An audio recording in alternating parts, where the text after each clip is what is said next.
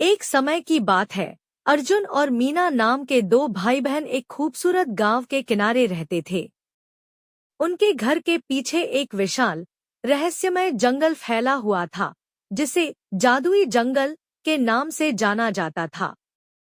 गांव के लोग मानते थे कि यह जंगल जादू से भरा हुआ है और यहाँ ढेर सारे चमत्कार होते हैं, लेकिन कोई भी वहां जाने की हिम्मत नहीं करता था।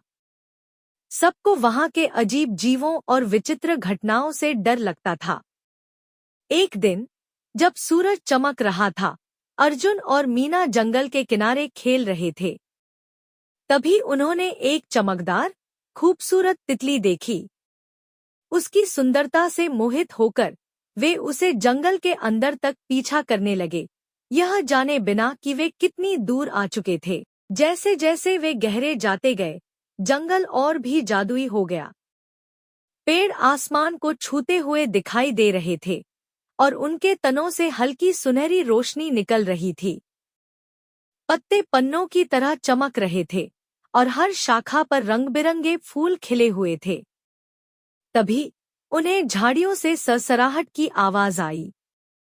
वहां से एक दोस्ताना हिरण निकला जो बोल सकता था। उसका नाम नंदी था।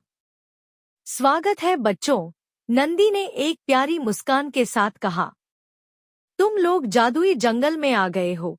यह एक ऐसा स्थान है जो जादू और रहस्यों से भरा हुआ है। मैं इस जंगल का मार्गदर्शक हूँ और तुम्हारी मदद करूँगा। लेकिन ध्यान रखना, आगे बहुत सी चुनौतियाँ तुम्हारा इंतजार कर रही हैं। अर्जुन ने हिम्मत दिखाते हुए कहा, हम तुम्हारे पास चोरी करने नहीं आए हैं, घोराम। हम बस जंगल और यहाँ के जीवों को बचाना चाहते हैं।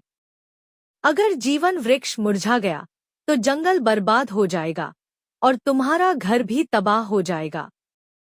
घोराम ठिठक गया और उसने बच्चों की बातों में सच्चाई को पहचाना।